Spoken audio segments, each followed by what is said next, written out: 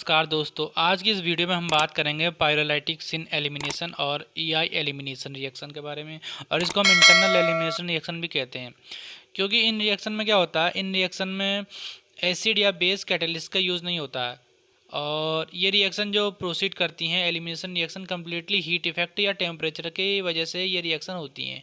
और क्योंकि इन रिएक्शन में आपका इन इन रिएक्शन में माना जाता है कि ये रिएक्शन जो है साइक्लिक ट्रांजिशन स्टेट के थ्रू अकर होती हैं, और इनमें जो एक only one substrate molecule involve करता है। और क्योंकि इनमें सिर्फ एक सबस्टेट मॉलिक्यूल इन्वॉल्व करता है और थ्रू साइक्लिक ट्रांजिशन स्टेट ये रिएक्शन प्रोसीड होती हैं, इसीलिए इनको इंटरनल एलिमिनेशन रिएक्शन भी कहते हैं। ठीक है। और इसमें क्योंकि एसिड और बेस कैटेलिस्ट का यूज़ नहीं किया जाता है, और ये रिएक्शन में जो एलिमिनेशन होता है वो आपका कम्प्लीटली हीट इफेक्ट और टेम्परेचर के कारण ही होता है। ठीक है। और इसीलिए इसको पायरोलाइटिक एलिमिनेशन भी कहते हैं।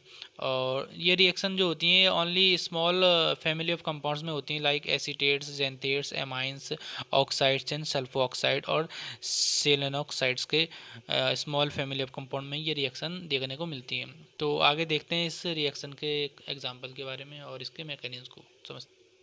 तो दोस्तों, जैसे कि हमने कहा कि ये रिएक्शन जो है स्मॉल फैमिली ऑफ कंपाउंड्स में होती हैं, तो ये आपका एस्टर्स में भी देखने को मिलती हैं। तो यहाँ पर हम एग्जांपल लेंगे पायरोलाइसिस ऑफ एस्टर के लिए। एस्टर का मॉलिक्यूल हमने ले लिया CH3 CH2 CH2O C double bond OR। ठीक है।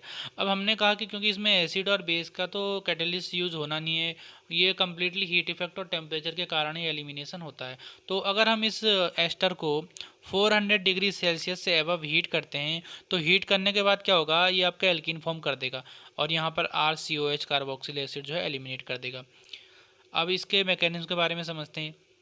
देखिए होता क्या है, ये हमने वही एस्टर का मॉलिक्यूल ले लिया, यहाँ पर इस तरीके से हमने लिख दिया, ये RC double bond OCH2 CH और ये H और CH3। तो ये आपका अल्फा पोजीशन होगा, ये बीटा। तो बीटा हाइड्रोजन जो है, ये जो कार्बोनिल ग्रुप है internally as a base act करेगा, और ये ऑक्सीजन और कार्बन का जो बॉन्ड है, ये बॉन्ड आपका यहाँ से इस हाइड्रोजन को ये बॉन्ड ब्रेक होगा और इस हाइड्रोजन को ये ऑक्सीजन अपने पे अटैक करेगा और इसको अपने ओर खींच लेगा, और इस पर हाइड्रोजन जो है यहाँ ऑक्सीजन पे चला जाएगा।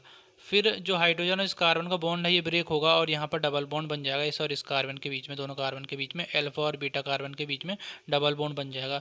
तो ये जो ऑक्सीजन और कार्बन का ये जो बॉन्ड है ये ब्रेक हो जाएगा और यहाँ डबल बॉन्ड बन जाएगा इस कार्बन और ऑक्सीजन के बीच में।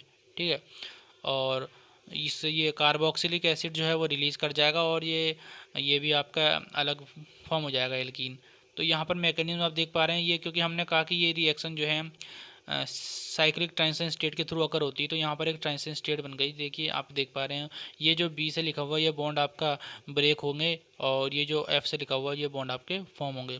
यहाँ पर ये जो बॉन्ड है ये कार्बन ऑक्सीजन का, ये क्योंकि ब्रेक हो रहा है तो ये B लिखा हुआ, और ये ऑक्सीजन हाइड्रोजन के बीच में एक न्यू बॉन्ड फॉर्म होगा तो ये F लिखा हुआ। ठीक है। तो कंप्लीट जब ये रिएक्शन ट्रांजिशन स्टेट के बाद प्रोसीड होगी तो यहाँ पर बनेगा ये CH2 double bond CH single bond CH3 alkene बनेगा और कार्बोक्सिलिक एसिड ये आपका एलिमिनेट हो जाएगा। तो ये था आपका पायरोलाइसिस और पायरोलाइटिक एलिमिनेशन या इंटरनल एलिमिनेशन।